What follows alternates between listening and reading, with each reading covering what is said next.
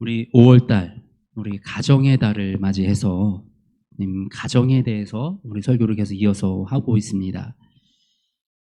우리가 그래서 이제 이 가정을 통해서 하나님이 축복을 흘려보내 주신다. 가정은 축복이 흐르는 통로이다라고 우리가 5월 첫째 주에 이 말씀을 전했고요. 그리고 나서 지난주에는 이 순종, 우리가 축복을 우리의 삶에 실질적으로 드러나게 하는 이 방법은, 이 통로는 우리가 말씀에 순종하여 사는 것이다 라는 말씀을 전했습니다. 이렇게 우리가 가정이 너무나도 중요한데, 근데 요즘 이 현대 세상을 바라보면 이 가정들이 많이 깨져 있는 이런 모습을 보면서 안타까움을 많이 느낍니다. 사실 요즘 이 젊은 커플들, 젊은 부부들 이렇게 보면 젊은 이혼을 굉장히 쉽게 생각하는 경우를 많이 봅니다. 그러니까 살다가 안 맞으면 그냥 헤어지면 되지라고 이렇게 간단하게 생각을 합니다. 근데 그게 그런가요? 그게 그런가요? 사실 그렇지 않습니다.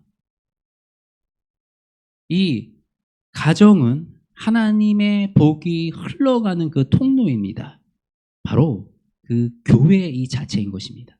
사실 가정에서 가장은 이 말씀을 전하고 우리 가족을 이 복음 안에서 세워가는 목회자의 역할을 가장이 감당하는 거예요.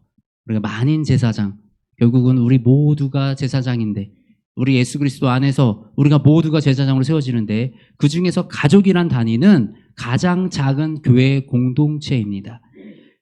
그리고 우리 아이들, 지금 제 엄마 품에 안겨서, 아빠 품에 안겨서 저렇게 분유를 먹고 있는 저 아기가 있는데, 저 아이에게는 부모가 세상입니다. 저 아이는 지금 이 가정이 모든 세상의 전부예요. 이 아이가 20대가 되어서 세상으로 나아가서 독립하여 나아갈 때까지 이 가정은 아이에게 세상과 같은 역할을 합니다. 그런데 만일에 이 아이에게 이 가정이 깨지면 이 아이는 어떻게 되는 겁니까? 세상이 무너지는 거예요. 세상이 깨지는 경험을 하는 거예요. 그렇기 때문에 아이들에게는 굉장한 큰 충격으로 가게 됩니다. 이 아이들이 가장 처음 세상에 나와서 관계를 배우는 게 누구하고 관계를 배우나요? 부모하고 관계를 배워요. 부모는 이 사람이 이 세상에 태어나서 처음 인간관계를 배우는 그 대상이 바로 부모입니다. 그런데 이 부모가 막 싸워요. 막 싸우고 관계가 안 좋은 모습을 아이들한테 계속 보여요. 그럼 우리 아이는 무엇을 배워요? 그런 관계, 싸우는 관계, 그런 관계를 배울 수밖에 없습니다. 이 가정이 그냥 한 남자, 한 여자가 단순하게 만나가지고 좋아서 그냥 우리 좋으니까 결혼하자 그래서 그냥 우리끼리 하는 것 같지만, 막상 결혼을 준비해보면 가정과 가정이 만나고 문화가 문화 만나고, 그리고 이 가정과 가정이 나와서 새로운 문화가 탄생되고 생성되는 그 놀라운, 이거는 하나님의 역사입니다. 그리고 그 가정 안에서 태어나는 그 귀한 생명, 얼마나 이것은 정말 기적과 같은 일입니다. 이 산부인과 의사들이 그래요. 정말 사람이 아이를 낳는 거는 기적과 같은 일이라고 합니다. 이 얼마나 굉장히 위험한 거래요. 출산하는 과정 자체가 굉장히 위험한데, 이 과정을 통해서 우리가 아이를 출산한다는 것 자체도 기적과 같은 일이다. 그렇게 우리는 기적처럼 태어났고 기적처럼 가정을 이루었습니다. 얼마나 소중한 이 가정입니까? 그런데 우리만 이 가정이 무너진 게 아니고요. 성경을 보니까 이 말씀 속에서 이 축복의 가정들도 무너져 있었구나. 우리 가정만 무너진 게 아니었구나라는 것을 우리가 이 말씀 속에서 조금 찾아볼 수가 있습니다. 우리 잘 아는 야곱, 우리 야곱이 우리 찬양으로도 부르죠. 야곱의 축복. 그래서 우리 축복받은 사람 야곱이라고 우리가 많이 얘기를 합니다. 그래서 우리는 야곱의 축복만 바라봐요. 야, 야곱은 축복받았어. 근데 사실 우리가 항상 바라볼 때 어떤 것에 잘 되는 것만 바라보면 안 됩니다. 그 잘되기 전의 모습, 실패했던 모습을 통해서 우리는 더 많은 것들을 배울 수가 있습니다. 야곱은 실패한 가정을 가지고 있었어요. 야곱은 건강하지 못한 가정 속에서 자라났습니다. 먼저 그 아버지 이삭이 이 야곱과 에서 이 두 쌍둥이 형제가 있었는데 이 둘을 차별했어요. 편애했어요. 그래서 형을 너무 좋아하고 동생은 별로 좋아하지 않았어요. 심지어는 이 쌍둥이인데 축복을 형한테만 주려고 딱 그랬어요. 그래서 형이 힘도 좋고 아버지 이삭에게는 형이 더 이렇게 좋아 보였어요. 건강하고 튼튼하고. 그러니까 형한테만 축복을 주려고 딱 그랬는데 엄마가 그 사실을 딱 알고 이 야곱을 데리고 아빠를 속이자. 정상이 아니죠, 사실은. 근데 아버지한테 가서 얘기를 했어야죠. 따져야죠. 여보, 우리 쌍둥이인데 축복을 같이 줘야지. 왜 형만 주려고 그럽니까? 라고 이렇게 얘기를 했어야 되는데 그게 아니고 엄마는 또 우리 속이자. 속여서 그 축복 네가 받자. 이래가지고 결국은 속여서 야곱이 축복을 받게 되죠. 아버지에게 야곱이 축복을 받게 됩니다. 이처럼 이 자라면서부터 이 편애 속에서 자라니까 그 마음이 한쪽으로 기울고 온전한 사랑을 받지 못했던 그 모습이 보입니다. 그런데 이 상황을 통해서 어떤 일이 발생이 됩니까? 형과 동생은 철천지 원수와 같은 사이가 됩니다. 동생은 형을 피해서 20년 동안 도망을 다녔어요. 얼마나 사실 안타까운 일입니까? 우리 형제가 철천지 원수가 돼가지고 20년 동안 얼굴도 안 보고 산다 그러면 너무나 가슴이 아플 것 같아요. 그렇게 도망가서 사는 그 야곱에게 사실 형을 속이고 아버지를 속여서 복을 쟁취한 그 야곱이 이제는 당하기 시작합니다. 삼촌 라반에게 속임을 당해요. 아내를 저기 너무 라헬이 아름다운 여인이 있어서 저 여인과 결혼을 하고 싶어서 삼촌에게 그 삼촌의 딸이었는데 삼촌에게 7년 동안 일하면 내가 라헬과 결혼하게 해주세요 라고 얘기를 합니다.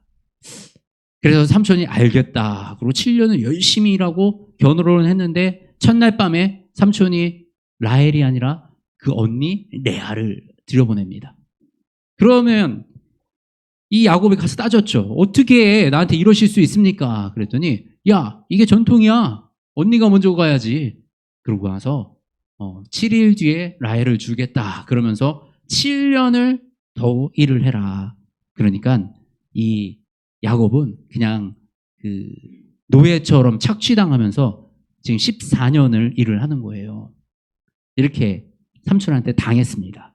그렇게 해서 두 아내를 얻고 나서 14년이 지나니까 야곱은 이제 삼촌에게 나 이제 떠날게요. 그랬더니 삼촌 아니야 좀만 더 있어. 야곱이 성실하고 일도 열심히 하니까 이 야곱을 붙들려고 삼촌이 제시를 하는 것이 뭐 너의 소유를 내가 줄 테니까 너 여기서 열심히 또 더 일해봐. 그래서 야곱이 얘기했던 게 뭐냐면 얼룩진 양은 내가 갖고 깨끗한 하얀 양은 삼촌의 양. 그래서 양들이 새끼를 낳는데 알록달록한 양들은 나의 소유로 해주세요 라고 얘기를 합니다. 사실 알록달록한 양이 몇 마리나 나오겠어요. 원래 흰 양이 더 많아요. 흰 양이 좋은 양이고 희고 깨끗하고 순전한 양, 좋은 양들이죠. 그러니까 얼룩덜룩한 이런 양만 내가 갖겠습니다. 그러니까 삼촌이 노할 이유가 없었습니다. 그랬는데 여기서 이제 다시 야곱이 삼촌을 조금 속이는 듯한 이런 행동을 합니다. 어떻게 해요? 그 나뭇가지에 색깔 있는 나뭇가지를 이렇게 파가지고 알록달록하게 만들어요. 그래서 염소가 양이 이 시냇가에서 물을 마실 때 그 가지를 딱 꽂아 놓습니다. 꽂아 놓으면 그 새끼가 알록달록한 새끼가 나왔대요. 지금 신기하죠? 그렇게 해서 야곱의 재산이 늘어납니다. 야곱의 재산은 막 늘어나요. 그런데 저희도 하나 질문을 드리겠습니다. 야곱이 부유하게 된 것은 그 막대기 때문인가요? 아닌가요? 막대기를 꽂아놔서 양들이 얼룩덜룩한 양들이 많이 나와서 내가 제사들이 많이 늘어난 거 아닌가요? 그렇지 않은가요? 인내인가요? 네. 사실 막대기를 보고 실질적으로 이 얼룩덜룩한 양이 나온다는 것 자체가 말이 안 되죠. 그죠? 사실 이 약속, 이 야곱이 부유하게 되는 것은 하나님의 약속이었고 하나님이 복을 흘려주시는 그 과정 속에 있었습니다. 사실 그 주체는 하나님이셨어요. 근데 우리가 자꾸 이런 사건들을 보면 이 막대기를 자꾸 바라봐요. 그럼 잘못된 겁니다. 이것이 우리의 인생 속에서도 많이 하는 실수예요. 내가 어떤 결과를 내기 위해서 어떤 걸 합니다. 열심히 하고 내가 내 방식대로 일을 하고 내 방식대로 나아갑니다. 그런데 그 방식대로 했을 때 그 영광을 결국 누구에게 가져옵니까? 나에게 가져오려고 그러는 거예요. 내가 이렇게 해서 잘 됐어. 내가 이렇게 했기 때문에 이게 이렇게 잘 된 거야 라는 그런 생각을 하게 되는 겁니다. 지금 이 사건을 통해서 우리가 바라보는데 이 사건이 야곱이 완전 온전한 신앙을 가지지 못했다라는 사실을 우리가 조금 바라볼 수가 있어요. 그렇게 야곱이 도망을 나왔어요. 도망을 나와서 이제 라반은 삼촌을 떠나서 다시 형한테 갑니다. 그 가는 과정 속에서 하나님을 만나요. 그리고 하나님의 사람과 밤새 씨름을 합니다.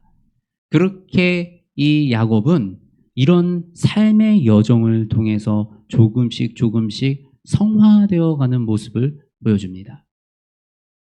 이 우리의 믿음과 굉장히 비슷해요. 우리가 예수님을 만났어요. 삶의 어떤 이런 경험을 했어요. 하나님을 만나는 경험을 했어요. 그러면 우리의 삶이 갑자기 거룩해지고 어떤 성숙된 삶을 살아가게 되는 것이 아니라 그럼에도 불구하고 우리는 또 실수하고 또 무너지고 또 약해지는 그런 과정을 겪게 되는 것입니다. 그러면서 그 안에서 하나님이 포기하지 않고 야곱을 계속 만나주시고 그 길을 인도해 주심으로 말미암아 조금씩 그 야곱의 삶이 변해가는 모습을 우리가 볼 수가 있어요. 그런데 이 야곱 가정의 가장 심각한 문제는 또 따로 있었습니다. 야곱의 아내가 누구였죠? 라헬과 레아가 있었어요. 레아가 언니고 라헬이 동생. 야곱은 라헬을 사랑했어요. 근데 라헬은 아이를 갖지 못했어요. 그래서 레아를 통해서 남자아이를 4명이나 낳았습니다. 그런데 너무나도 배가 아팠던 그 와이프 라헬은 자신의 시종, 그 몸종을 이렇게 넣어가지고 통해서 남자아이 2를 낳아요. 그랬더니 또 레아가 자기의 몸종을 또 들여넣어가지고 또 자녀를 2를 낳아요. 그리고 레아가 또 낳고요. 결국은 라헬은 제일 마지막에 요셉과 베냐민을 낳습니다. 지금 한 가문에 배달은 그 네 개의 배달은 아이들이 나온 거예요. 성경 속에서 우리에게 말씀하시는 건강한 가정은 우리는 일처제입니다. 하나님은 아담과 하와를 통해서 우리가 한 여자와 한 남자가 만나서 사는 그것이 가장 건강한 모습으로 우리에게 지어주시고 만들어주셨어요. 그런데 성경 속에서 보면 이 와이프가 2이 되면서 계속 이런 문제가 발생이 돼요. 가정이 깨지고요. 그 안에 시기와 질투가 나오고요. 우리 아브라함의 아들 누구죠? 이삭과 이스마엘은 도망가고 광야로 쫓겨나가서 나중에는 지금 이런 이 공격하는, 그러니까 이스라엘 백성들을 도리어 공격하는 그런 사람들이 됐고요. 또 이렇게 야곱의 가정은 이 사랑으로 정말 사랑해서 아이들이 생기고 가정이 늘어나는 것이 아니라 시기와 질투와 잘못된 마음으로 생성된 이런 가정, 이런 아이들, 그 안에서 그 양육 자체도 건강하게 될 수가 없었던 것입니다. 야곱은 막내, 아직 베냐민은 태어나기 전이었으니까 요셉이 막내였을 때 막내 요셉을 너무나도 편애했어요. 위에 생각해 보세요. 우리 큰엄마, 작은엄마, 여기 뭐 가족, 그러니까 이 안에 형제들끼리 자기네들끼리도 이 알력이 있었을 거고 자기네들끼리도 시기 질투가 있었을 거고, 그런데 저 막내 그 요셉만 이뻐하던 아빠가 얼마나 이 상처가 되고 속이 상했겠습니까? 오죽했으면 그 동생을 죽이려고 했어요. 죽이려고. 완전 이제 정말 무너진 가정이 된 겁니다. 그런데 이 가정이 어떤 가정이냐? 이 가정이 바로 이스라엘이 된 가정입니다. 이스라엘의 12지파. 우리 성경 속에 우리 지금 이스라엘에 보면 우리 베냐민 총리 막 이런 지금 이 총리 지금도 이 가문들이 이어져 내려오고 있어요. 레위 지파 뭐 이렇게 해서 가문들이 내려지고 오고 있는데 이 12지파가 이 다 야곱의 아들들로 이루어지는 그 역사가 일어나는 겁니다. 그래서 이 말씀을 제가 하면서 제가 일주일 동안 참 오래 묵상을 했어요. 하나님은 왜 이렇게 이 온전하지 못한 가정, 깨어진 가정을 통해서 이 민족을 세우셨을까? 우리가 생각하기에 이 성경의 말씀이고, 와, 이게 하나님의 백성이면 정말 온전한 가정을 들어서 그 가정을 세워서 하나님이 쓰시는 것이 더 타당하고 우리가 생각하는 거룩함과 가깝지 않아요? 그런데 하나님은 그렇게 하지 않으셨어요. 완전히 무너진 가정, 심지어 동생을 죽이려고까지 하고 노예로 팔아버린 이 가정을 하나님은 선택하셨고 그 가정을 세워나가셨습니다. 이것은 하나님이 아브라함에게 하신 그 약속을 지켜나가신 거예요. 우리가 오해하는 것이 있습니다. 우리가 하나님의 축복을 받는 것이, 하나님께 은혜를 누리는 것이 내가 잘해서, 내가 열심히 해서, 내가 노력해서라고, 그리고 우리가 훌륭해서라고 그렇게 오해할 때가 있습니다. 근데 하나님의 복은 그렇게 흘러가는 것이 아니라는 거예요. 하나님이 선택하셨고 하나님이 복 주셨기 때문에 이 무너진 가정을 다시 세워 하나님이 그 가정 안에 복을 흘려 주시는 것이었습니다. 이 가정이 어떻게 회복이 됐습니까? 이 가정이 회복되는 이 결정적인 것은 요셉입니다. 요셉. 요셉의 인생을 보면 요셉은 참 우리 예수님과 비슷한 점이 많습니다. 요셉은 형제들로부터 미움을 받았어요. 예수님도 이 이스라엘 사람들, 믿는 이 유대인들에게 미움을 받고 외면을 당했습니다. 그리고 이 요셉은 죽을 위기에 처했지만 예수님은 실제로 죽으셨죠. 근데 야곱은 실제로 요셉이 죽은 줄 알고 있었어요. 죽은 줄 알고 있었던 요셉이 다시 등장했을 때는 이집트의 총리 대신이 돼 있는 그 상황이었습니다. 예수님이 죽음에서 부활하신 그 이후에 예수님은 영광의 예수님, 권능의 예수님이 되셨어요. 바로 이 고난과 이 죽음 뒤에 찾아오는 이 권능, 그리고 그곳에서 요셉은 형제들의 모든 이 잘못을, 죄를 용서해 주었죠. 이 한 명이, 이 핍박을 받던 한 명이 형제들을 용서함으로 인해서 그 가정은 다시 회복될 수가 있었습니다. 깨어져서 다시 붙을 수 없을 것 같았던 그 가정, 다시 회복되는 것이 불가능해 보였던, 나를 죽이려고 했던, 나를 노예로 팔았던 그 가정이 회복되었습니다. 그리고 예수님의 바로 그 십자가로 인하여 깨어진 우리가, 깨어진 우리의 인생이, 깨어진 우리의 마음이 다시 회복되어 다시 하나님의 자녀로 세워져 나가는 그 영광을 우리가 누릴 수 있게 되었던 것입니다. 이처럼 이 요셉과 예수님은 굉장히 비슷한 역할을 하고 있어요. 그러면서 우리에게 이 메시지를 줍니다. 우리의 가정이 깨어져서 지금 또는 나의 상황이 무너져서 내가 너무나도 절박해서 우리가 살아가다 보면 내가 하나님 앞에 어떻게 서 있을 수 있나, 이런 나의 모습을 하나님이 받아주실까, 내가 이렇게 무너져 있을 수 있을까라는 이런 생각이 들고 가슴이 아플 때가 있습니다.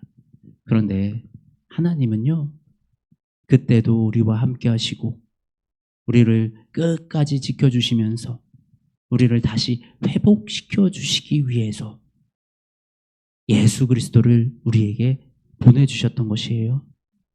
예수님은 유일하게 우리를 회복시키실 수 있는 분이십니다. 우리가 예수 그리스도 아니고 우리가 스스로 회복되기가 참 어렵습니다. 우리가 가정이 깨어지기 전에 열심히 내 노력으로 가정을 지키려고 할 수 있어요. 근데 정말 이 깨어진 가정, 그 안에 깊은 상처, 그 상처가 나의 힘으로 내가 그것을 벗어나고 그것을 이겨내는 것은 너무나도 힘들다라는 것입니다. 그래서 오직 예수 그리스도만이, 예수님만이 나의 삶을 치유하시고 나의 깨어진 가정을 치유하시고 나의 깨어진 마음을 치유하시고 우리의 깨어진 관계를 치유하시고 깨어진 이 세상을 회복해 하시는 유일한 소망이라는 사실입니다. 그렇게 하나님은 그 깨어진 것을 회복시킴으로써 오히려 깨어지기 이전보다 더 놀랍고 더 크게 사용해 가시는 그 모습을 우리가 바라볼 수 있는 것입니다. 이스라엘 백성들은요, 하나님이 이렇게 너희 백성을 이 땅에 충만하게 하겠다, 별같이럼 너희 민족을 크게 하겠다라고 약속을 하셨지만 아브라함 때도 이삭 때 야곱, 에서 그랬어요. 자손들이 쑥 한 번에 늘어나지 않았어요. 그런데 이런 시간들을 겪은 뒤에 이 12지파로 인해서, 그리고 이 요셉이 이집트 땅에 있는 그 시간 동안 이 민족은 거대한 민족으로 아주 빠르게 성장하는 이 모습을 우리가 볼 수가 있습니다. 하나님은 때로는 침묵하시는 것 같아도 언제나 우리와 함께 하십니다. 그리고 하나님은 지금도 우리와 함께 하시면서 우리의 이 깨어진 삶, 깨어진 가정을 회복시키기 원하십니다. 우리가 조금 오해하면 깨어져도 괜찮다는 아니에요. 잘했다는 게 아니에요. 우리는 돌아서야죠. 회복해야죠. 반복하면 안 되죠. 그렇지만 이미 무너진 나의 삶, 이미 무너진 나의 가정, 이미 무너진 나의 관계들, 이것들이 이제 나에게 내 힘으로 내가 더 이상 어찌할 수 없을 때 이것을 다시 새롭게 만들어 가시는 그 하나님을 의지하시기 원합니다. 우리가 그 하나님을 의지해 나아갈 때 하나님은 반드시 우리를 회복시키시고 우리에게 새 힘을 더하여 주십니다. 우리 한번 이번에 같이 기도하기 원합니다. 같이 우리 기도하면서 하나님, 우리를 회복시켜 주시옵소서. 하나님, 나의 가정을 회복시켜 주시옵소서. 하나님, 나의 관계를 회복시켜 주시옵소서. 아버지, 나의 이 마음을 회복시켜 주시옵소서. 하나님, 무너진 나의 재정을 회복시켜 주시옵소서. 이 모든 깨어진 것들 주님께 맡깁니다. 주님 친히 회복시켜 주시고 우리를 다시 주님 앞에 뜨겁게 주님의 사랑 속으로 나아갈 수 있도록 주님, 우리를 인도하여 주시옵소서. 우리 한번 기도하시겠습니다. 사랑이 많으신 아버지 하나님, 감사합니다. 우리와 언제나 함께 하시며 아버지, 우리의 모든 것을 주관하시며 또 언제나 우리의 마음속에, 우리의 생각 속에 하나님의 귀한 이 뜻을 알려주시니 하나님, 이제 우리가 주님의 말씀 앞에 순종하여 나아가기 원합니다. 하나님, 우리의 이 깨어진 삶을 회복시켜 주시옵소서. 아버지, 우리 깨어진 이 마음을 회복시켜 주시옵소서. 하나님, 우리 깨어진 관계들을 회복시켜 주시옵소서. 하나님, 이 나의 깨어진 인생을, 아버지, 우리 깨어진 이 재정을 주님 회복시켜 주시옵소서. 아버지, 우리 온전히 이제는 주님만 바라보고 주님만 의지하여 나아가는 그 삶을 살아가기 원합니다. 하나님, 이제 나는 새로운 삶을, 새롭게 태어난 그 삶을 살아가기 원하오니 주님, 우리와 함께하여 주시옵소서. 아버지, 이 삶을 온전히 주님의 뜻을 따르는, 주님만 따르는 그 사람으로 살아갈 수 있도록 인도하여 주시옵소서. 아버지, 우리와 함께하여 주시옵소서. 주님, 우리를 회복시켜 주시옵소서. 살아있는 아버지 하나님, 주님을 의지합니다. 아버지, 이 시간 주님만 의지합니다. 아버지, 내 힘으로는 해결할 수가 없습니다. 아버지, 내 힘으로는 아버지 이 무너진 삶이 회복되지가 않습니다. 아버지, 그러나 이제 지나간 일들로, 아버지, 나의 어렸을 적 상처로 또는 나의 과거로 인해서 나이가 매여있기 원치 않습니다. 하나님, 이제 자유하기 원합니다. 예수 그리스도의 이름으로 아버지, 우리가 이제 자유함을 얻기 원합니다. 주님, 우리를 자유하게 하시며 아버지, 우리의 이 깨어진 모든 것들로부터 회복해 하시며 아버지, 온전히 하나님이 예비하신 그 축복의 땅으로 들어가게 하여 주시옵소서. 아버지, 능히 이길 힘을 더하여 주시며 아버지, 모든 것을 능히 해결하시는 하나님의 그 은혜를 우리가 경험하게 하시며 모든 문제보다 더 큰 하나님을 의지하여 이 땅을 살아나가게 인도하여 주시옵소서. 하나님 아버지, 오늘 우리의 문제를 주님께 올려드립니다. 아버지, 우리의 문제를 해결하여 주시며 우리 안에 주님이 주시는 놀라운 평안과 기쁨을 허락하여 주시옵소서. 아버지, 우리가 온전히 주님으로 인하여 기뻐하며 세워가는 그 가정을 세워나가게 하여 주시옵소서. 우리 아이들이 주님의 그 복음 안에서, 주님이 주신 그 축복 안에서 자라나게 하시며 아버지, 그 축복으로 말미암아 아버지, 우리가 하나님의 영광을 이 땅에 드러내고 하나님의 복을 이 땅에 전하는 그 축복의 통로로 살아가게 하여 주시옵소서. 우리 모든 것을 주님 맡기고 주님께 의지하여 나아가니다. 주여, 우리와 함께하여 주시옵소서. 살아계신 우리 주 예수 그리스도의 이름으로 기도드립니다. 아멘.